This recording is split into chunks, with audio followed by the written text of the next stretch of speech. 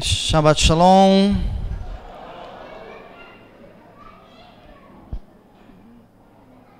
Louvado seja o Senhor, na sua infinita misericórdia, nos permitiu estarmos juntos mais uma vez e nos deu esse Shabat. Louvado seja o Eterno por você que conseguiu sair da sua casa e vir até o Shabat para poder cumprir uma mitzvah, né? Importantíssima. Kitzah.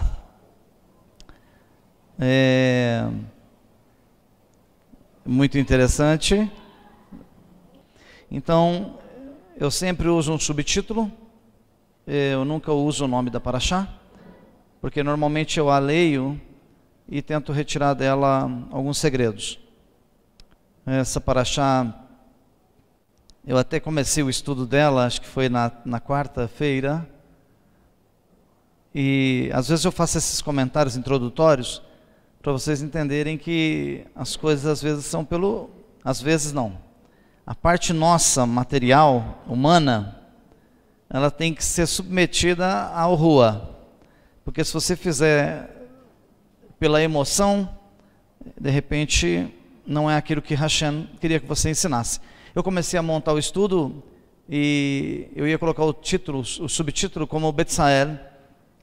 Quando eu comecei a preparar todo o esqueleto do estudo, me veio assim na mente. E pensa só, de um ano para o outro, são 54 parashiot, digamos que eu faça bem grande parte delas, só quase 50. Como que eu vou lembrar dos 50 temas do ano passado? Porém, eu me lembrei que Betzael eu já tinha falado. Eu já estava com tudo pronto para começar. Então sabe o que é deletar tudo da mente e falar assim, não, essa parte eu fui na emoção. Baruch Hashem? Então vamos lá. Nessa paraxá fala sobre o atraso de Moshe, aparentemente um atraso. Nada que Deus faz tem atraso. Mas para o homem, nós somos... tem uma palavra que é pouco usada, parece que é afoito, né? Nós queremos a coisa muito rápida, nós queremos para ontem, nós queremos a solução para hoje. Tem gente que ora, fala, Senhor, eu estou precisando de um carro, mas pode ser amanhã, Senhor. Às vezes é daqui a um ano que Ele vai te dar. Cada coisa é determinada, tem um tempo determinado, tudo tem um tempo determinado. Então essa paraxá, eu digo o seguinte, todas são. Essa paraxá também é escatológica, também está falando do Apocalipse. Só que para enxergar o Apocalipse nela, você tem que estar com olhos judaicos. Então essa paraxá eu coloquei um subtítulo, as 6 horas fatais. Ou seja, cuidado com esse número, cuidado com o 6, tá? Fala muito, o 6 é muito poderoso dentro da Torá. Então, no livro de Shemot 32:1, que é um pouco mais à frente, porque a paraxá começa lá no 30:21, parece. E nós vamos estar estudando no 32, um capítulo e meio à frente lá, em Shemot 32:1. Vamos passar por Terrilim, Salmo 106:19, e Irmeiahu, lá no profeta Jeremias 2:34. E nessa paraxá comenta-se, fala-se sobre o bezerro de ouro, tá? A estátua que foi construída lá no deserto, porque eles criaram um ídolo. Só se nós não entendermos o que aconteceu aqui, existe tantas ministrações, tantas pregações em cima desse bezerro de ouro, você já ouviu tanta coisa que é teologicamente fora do contexto. Então nós temos que entender a vertente original para descobrirmos o que realmente aconteceu de fato aqui nesse episódio. Vamos em frente para ganharmos tempo. Livro de Shemot, capítulo 32, versículo 1 diz: quando o povo viu que Moshe demorava a descer da montanha, reuniu-se em torno de Aharon e lhe disse: mexa-se, faça para nós deuses que andem à nossa frente, pois esse Moshe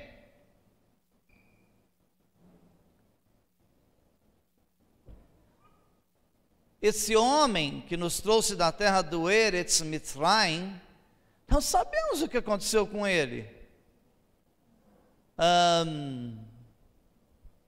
E lá em Shemot 32, 3, diz que Moshe pensou,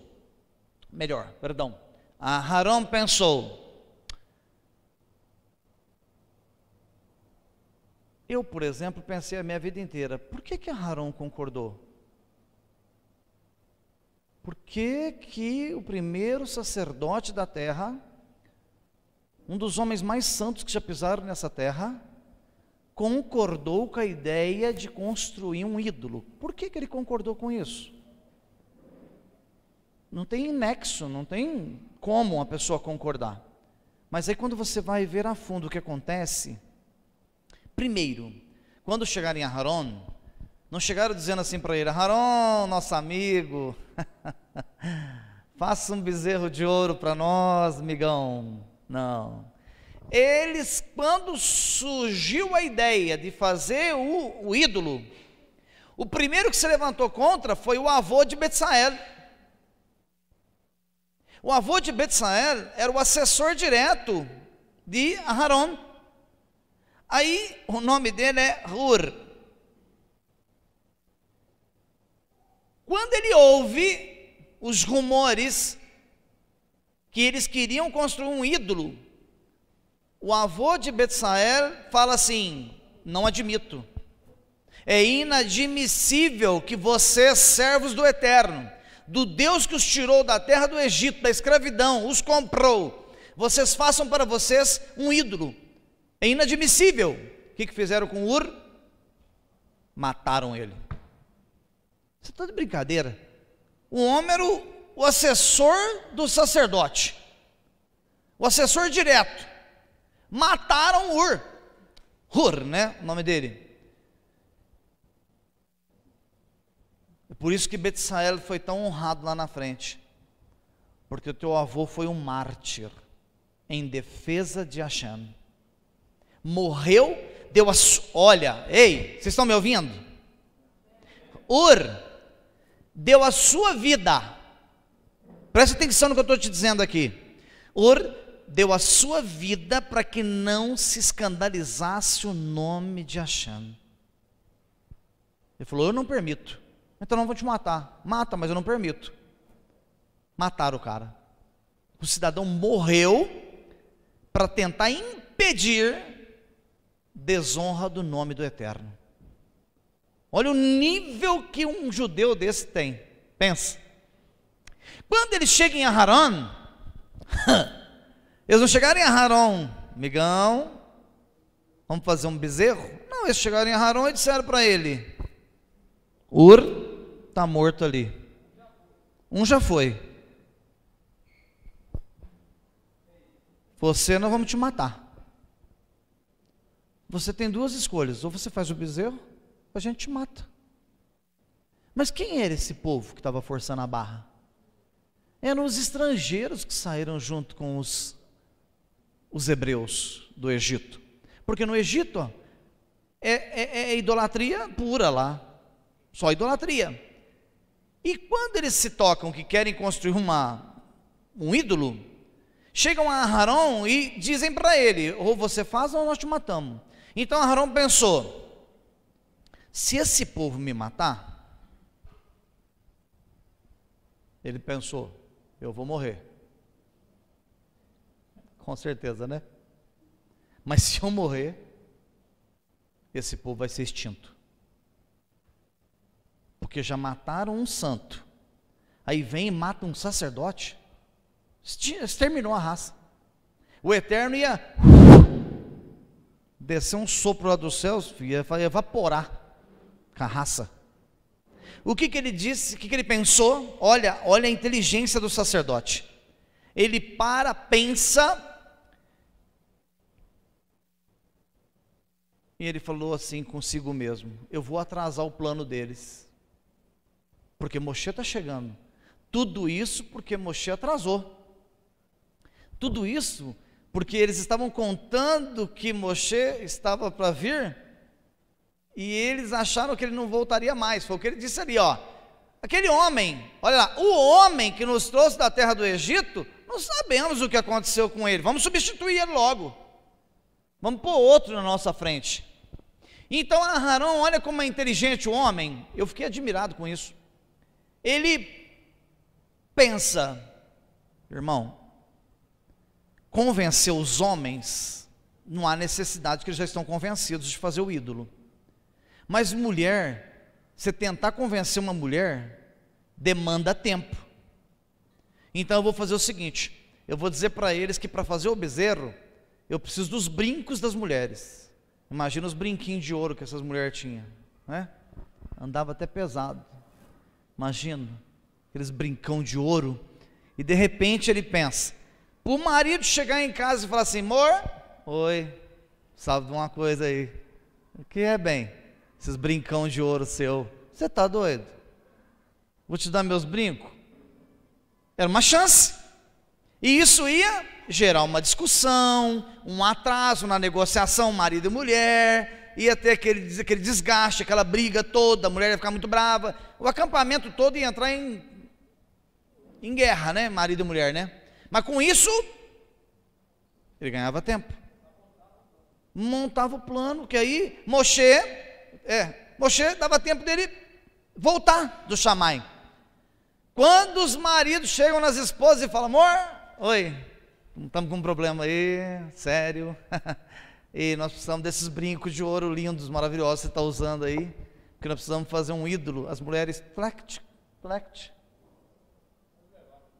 E aí entra toda a parte de Cabalá, né? Eles pegam todo o conteúdo de ouro, joga dentro da fornalha, e não precisou muito, porque ali imperava um poder ali porque quantas pessoas vieram, quantos estrangeiros vieram? Vieram feiticeiros, bruxos no meio, creio eu, veio muita gente, muitos estrangeiros vieram do Egito, e assim que lançam lá o ouro na fornalha, o bezerro já sai pronto. Olha que coisa bruta que era isso, porque para fundir, para pôr numa forma, esperar o esfriamento, isso vai muito mais, demanda muito mais de 6 horas, não é? Material fundido, ainda mais ouro, não é? Que requer uma caloria muito grande. Então isso ia levar o quê? Quase 10, 15, 20 horas para produzir um bezerro desse. Não, o negócio sai pronto.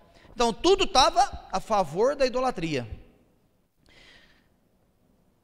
O bezerro fica pronto, colocam ele em cima de um pedestal e vamos entender melhor.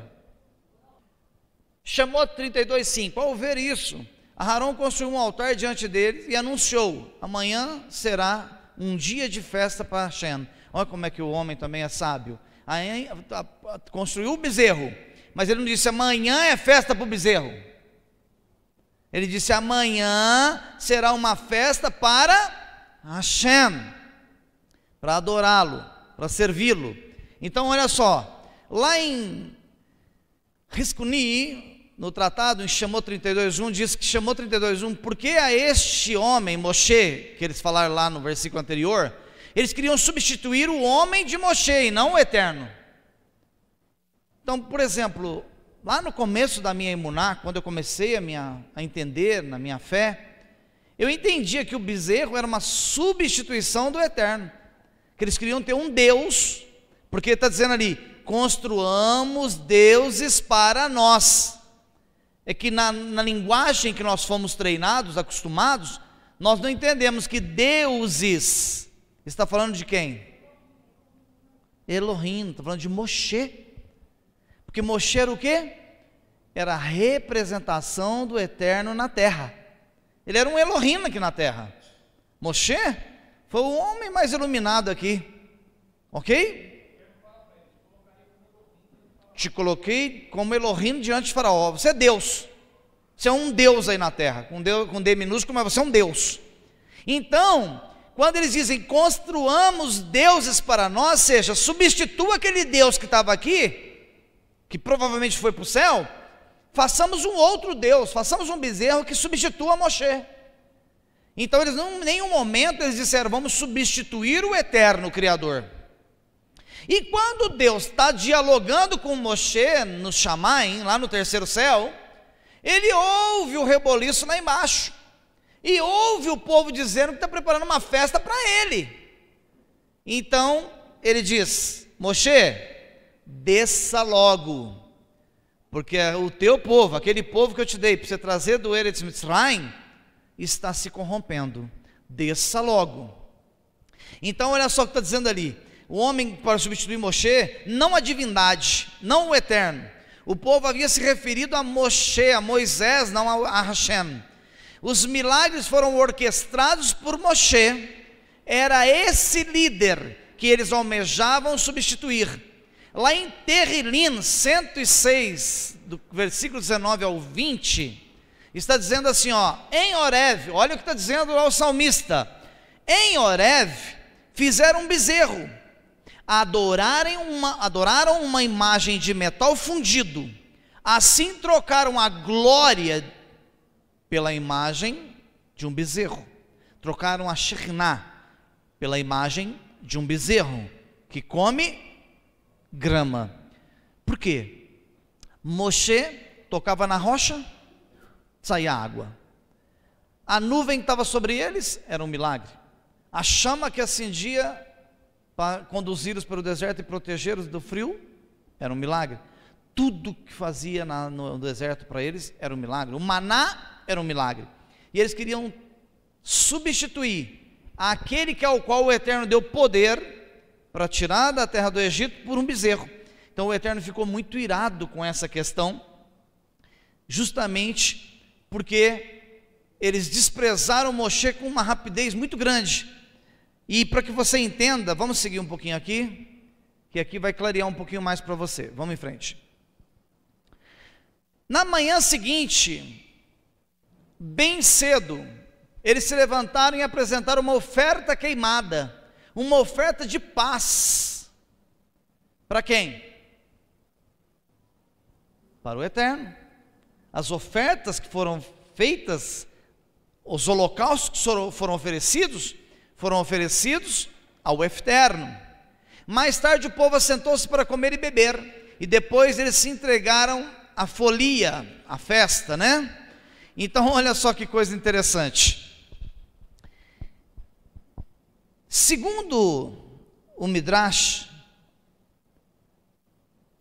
eles se precipitaram por causa da emoção. É uma das coisas, um dos erros mais fatais que nós temos no nosso meio. Você se precipitar. Não precipite em nada. Não precipite em escolher um emprego. Não se precipite em sair do emprego. Não se precipite em namorar.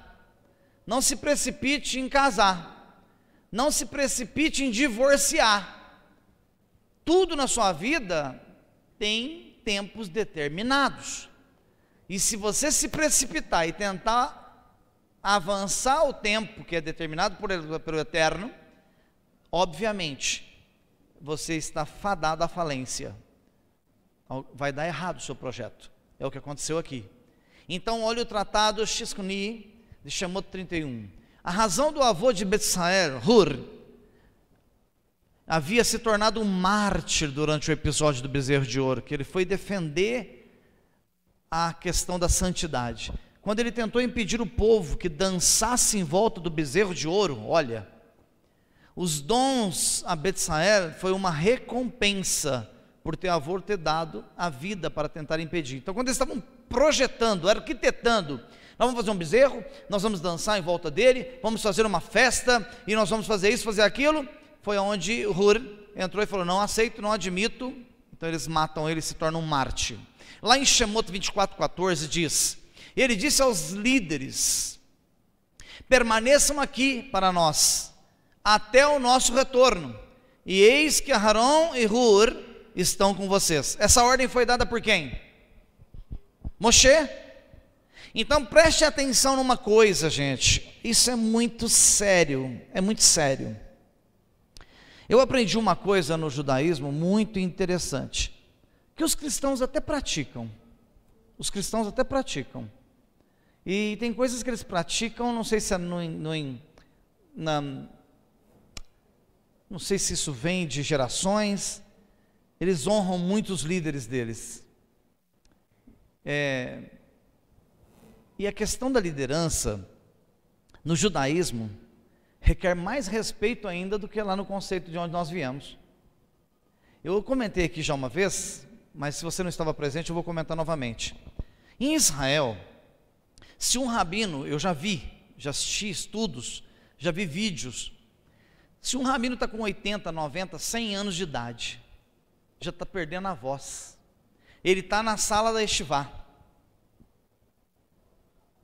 está lá, cabisbaixo, curvo, já sem voz. Vem um jovem judeu aqui do lado, um aluno, agacha-se, e eles fazem a pergunta para o Rav: Rav, responda-nos isso na Torá. Ele vai lá no Pasuk, no versículo, e diz: resposta, quase que sem voz. O jovem agacha aqui para ouvir a voz do Rav, e ele vem e fala para a sala. No conceito de onde eu vim, os líderes que vão ficando velhos, eles vão jogando para escanteio, nem lembra mais quem é os fundadores. Verdade? Verdade, eu vim de lá do sistema. Eu vivi. Meu pai foi um dos maiores arranca-toco, usava-se esse termo aí, arranca-toco. É o cidadão que é mandado para o campo, é mandado para um bairro igual esse aqui no início do bairro, vai lá, bate de porta em porta, reúne lá na pracinha, na grama, junta um povo, reúne num cômodozinho, junta um povo. Quando tiver 50 pessoas, beleza, sua parte está pronta, vai para outro campo, começa de novo, aí você traz um pastor, coloca lá no lugar. Aí vem o bonitão lá, os irmãos, mas o arranca-toco, o missionário, já está lá no outro campo arrancando toco. E meu pai foi esse homem, Baruch Hashem. Eu me sinto honrado de saber que ele fez isso. Abriu 10, 12, 14 congregações aqui na região. Lugares onde não tinha igreja, ele chegava lá e abria. Porém, o pastor Arnaldo Cândido ainda está vivo, Baruch Hashem por isso. Mas não tem um líder que vai lá fazer uma visita para ele. Hoje estão desfrutando do campo que foi aberto. No judaísmo, você pode ter 100 anos de idade. Se o Rav entra aqui dentro com 100 anos de idade, foi ele que começou essa obra, ele é honrado até a morte. Jamais ele é desprezado. E aqui, quando Moshe fala, vou ficar ausente por um tempo, e na verdade ele até falou o tempo que ele ia ficar ausente, vou ficar ausente por 40 dias, o Eterno já tinha dito para ele. Ele disse assim para a comunidade: eu estarei ausente, mas eu deixarei Aharon e Hur. Vocês têm que prestar conta a eles e obedecer a eles. Ele deu uma ordem. Ele era o líder.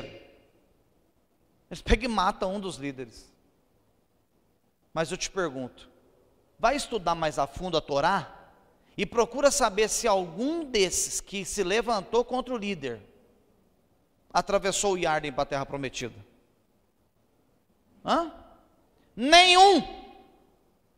Nenhum dos que levantaram contra o líder entrou para a terra de Israel, para a terra prometida.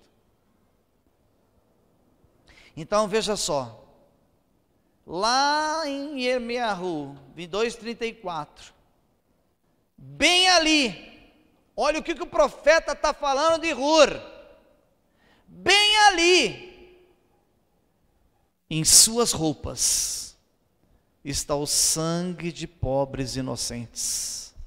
O cara morreu como mártir.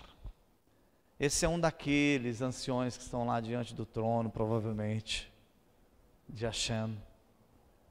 É um cara que falou para a comunidade inteira, peitou 600 mil homens. Ele olhou para os caras e disse: se alguém aqui for denegrir o nome do meu Deus, só se for por cima do meu cadáver.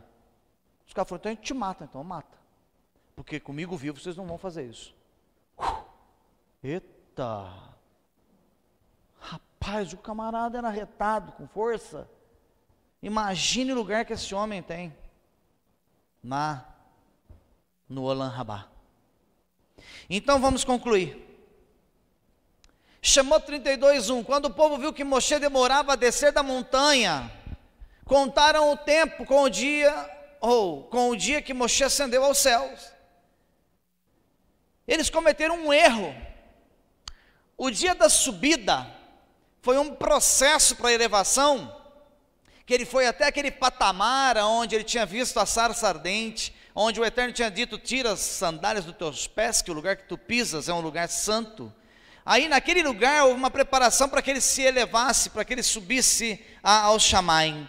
Eles contaram esse primeiro dia que ele subiu, mas esse primeiro dia não conta, porque esse primeiro dia era o primeiro dia de preparação.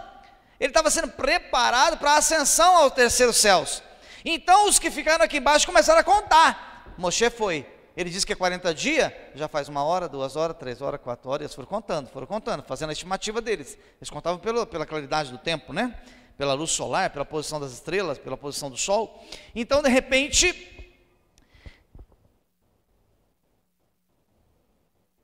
quando eles fazem o bezerro, por isso que ele já sai pronto do forno, porque se vai fundir dentro de uma metodologia normal humana, ia passar de 6 horas para a confecção, concordam comigo? Se passa de 6 horas, Moshe já tinha voltado, porque eles erraram no cálculo, foi uma questão de meio período, não é? Calcularam que Moshe ia vir até o meio-dia, amanheceu o dia, não, ele tem que chegar hoje é o 40º dia, hoje fazem 40 dias que ele ascendeu ao Shamaim, ele tem que chegar até o meio-dia. Aí eles esperam até a virada do dia, né, até a virada da terceira hora. Na hora que eles esperam a virada, que dá lá meio-dia, que vira para tarde, eles pegam e olham para o outro e dizem, ele não veio, então ele não vai vir mais. A palavra dele perdeu o sentido. Eles começaram a comentar entre eles, fofocar entre eles. Por quê? Eles cometeram um erro dessas 6 horas que ele aguardou para a subida. Se eles esperam mais um pouquinho, Moshe tinha retornado. Só que isso aqui tem um segredo enorme aqui por trás disso aqui. Então você veja, eles perderam a bênção, geraram uma maldição através do bezerro de ouro, geraram uma idolatria, ofenderam o Eterno, mataram o assessor do sacerdote, tudo por causa de não esperar mais 6 horas. Mais 6 horas e Moshe desce com as tábuas. Descia com as tábuas, desceria dentro do projeto do Eterno. Eles se precipitam e fazem essa baderna toda lá embaixo, no arraial dos justos, ao pé do monte Sinai. Mas se você for estudar a fundo esse assunto, você vai lá no livro de Bereshit, lá em Gênesis capítulo 2, versículo 25, diz, os dois estavam nus, o homem e sua mulher, e não se envergonhavam. Ou seja, quando esse versículo foi escrito, eles ainda não tinham comido da fruta. Mas Satan sabia que se eles suportassem mais 6 horas sem pecar, isso já era por volta do meio-dia. Satan olha para o casal, olha para Adão e a sua esposa, e ele calcula, Satan é um querubim, não é bobo, não nasceu ontem. Ele olha para o casal e pensa, mais 6 horas, se eles não caírem, eles entram para o Shabá. Se eles entrarem para o Shabá, eles são eternos. O que Moshe foi buscar no Shamaim? O que é o nosso Tanar? A nossa Bíblia, vamos falar numa linguagem mais simples. A nossa Bíblia, eu já falei muito isso em estudos anteriores, há 2, 3 anos atrás, eu falava muito esse assunto. A nossa Bíblia é uma ketubá. Isso aqui é uma ketubá, é um contrato de casamento. E nós temos quantas alianças aqui? Quantas alianças tem aqui? 2. Uma para o marido, para o noivo, e uma para a noiva. São 2 alianças. Primeira aliança chamada Tanar, chamado Velho Testamento, e segunda aliança chamada Brit Hadashah, duas alianças, uma para o noivo e uma para a noiva. Então aqui se complementa o contrato de casamento, por isso é chamado de Ketubá. Moshe sobe no Shammai para buscar o contrato de casamento, porque Hashem disse: volta lá com o contrato, que eu quero me casar com o meu povo. O que precisava fazer? Quebrar o contrato de casamento. E obteve sucesso no momento em que cria-se o bezerro 6 horas para o casamento. É a mesma coisa do noivo estar no altar e a noiva, na hora que está lá nos preparativos, 6 horas antes do matrimônio, ela vai embora, foge. E o que aconteceu no Gan Éden? Lá no jardim do Éden, os dois estavam nus, mas não se envergonhavam. Por quê? Porque não tinham discernimento de vergonha, não tinham discernimento de pecado, não sabiam o que é a parte negativa, a parte escura, a parte das trevas. Então eles se sentiam santos, sagrados, mas isso era por volta do meio-dia. De repente a serpente olha para os dois e diz: não tenho muito tempo, eu tenho 6 horas para convencer esse casal a derrubá-los, a levá-los à queda, porque se chegar às 18 horas da sexta-feira, eles foram criados no sexto dia, na sexta-feira. Se eles chegam nas 18 horas da sexta-feira, eles entram para o Shabat e se tornam imortais. Olha aí que coisa linda isso! Então por 6 horas perdem o casamento. Por 6 horas Adão não entra no Shabat e perde a vida eterna. Mas para não ficar pior, lá em Shoftim, lá em Juízes 5:28, a mãe de Sisra, um soldado do exército, ela começa a olhar pela janela, observando atentamente através da treliça, através da janela, e ela admira e diz: por que a sua carruagem demora tanto a chegar? Por que o meu filho não chega? Por que seus cavalos são tão lentos de retornar? Por que não acontece? Por que não chegou ainda? Mas o filho chegou 6 horas depois com os despojos de guerra. O que está acontecendo aqui? O que está acontecendo aqui no livro de Juízes? Qual que é o segredo aqui nesse versículo? Que se você olhar, grande parte das pessoas vão olhar, não vão entender nunca. Você pode perguntar para quem você quiser a respeito desse versículo, que eles não vão te responder. Aqui o Senhor está dizendo: os despojos de guerras, o ouro, a prata, as pedras preciosas, a necessidade que você tenha paciência, porque não é o tempo de você receber os despojos, não é o tempo de você receber o ouro, que é aquele que o Eterno tem preparado para você, não é tempo de você comer o fruto da árvore, porque só faltam 6 horas para o Shabat, não é tempo de você pôr o bezerro de ouro, ou seja, focar a tua visão em outra coisa que não seja o eterno. Essas 6 horas que estão faltando, está falando também dos 6.000 anos, já está faltando pouco tempo, a qualquer momento é o casamento, nós estamos chegando no 6º milênio, são as 6 horas que esses 3 pasuk, esses 3 versículos, esses 3 títulos estão mostrando para nós, essas 3 porções estão mostrando o segredo, que as 6 horas serão fatais para a vida eterna. Cada um perdeu a sua oportunidade de várias formas diferentes. A última aqui embaixo, a mãe de Sisra, perdeu a oportunidade de ser abençoada, porque começou a murmurar, reclamar das bênçãos que estavam vindo na carruagem para ela. Começou a murmurar. O murmúrio dela automaticamente neutralizou os despojos. A riqueza que ela ia receber já não ia ter mais efeito na vida dela. É profundo isso? Então você que está andando aqui nessa Beit, como muitas pessoas já passaram por aqui, teve gente que passou por aqui, foi embora, nunca mais voltou, se perdeu ao meio-dia, faltando 6 horas, perdeu o caminho da porta de entrada do Shabat, porque a eternidade chama o eterno Shabbatot. Sabe esse Shabat que a gente vem aqui? Você está só treinando. Você vem aqui fazer treinamento. Corteja a Torá, está fazendo treinamento. Dança em volta da Torá, está fazendo treinamento. Porque quando você chegar lá, você fala: já sei fazer. Treinei na Beit lá em Franca. Cheguei aqui, já sei fazer. Entende isso? É profundo? É lindo isso? Gente, para pensar. Olha o que vocês ouviram nessa tarde. quantos segredos tem escondido numa paraxá. Eu peguei apenas um versículo, falando que eles se precipitaram, por causa de 6 horas perderam a bênção. Aquilo que eu bato na tecla, aqui a gente apanha. Ó, se o foi bonito, viu? A gente apanha aqui? Apanha. Só que a melhor forma de lapidar uma pessoa é no açoite. Então fiquem ligados com as 6 horas. O tempo é curto. Se eles já estavam em cima da hora, e nós, como estamos? Se para eles faltava só 6 horas, e para nós, quanto está faltando? No relógio de Deus, está faltando alguns segundos para você entrar para o Shabá eterno. Que o santo bendito seja Ele, o Hakadosh Baruch Hu, aquele que vive e reina para todos sempre, aquele que é digno de toda honra e toda glória. A Ele seja dado todo louvor, a Ele toda a honra, tudo lhe pertence.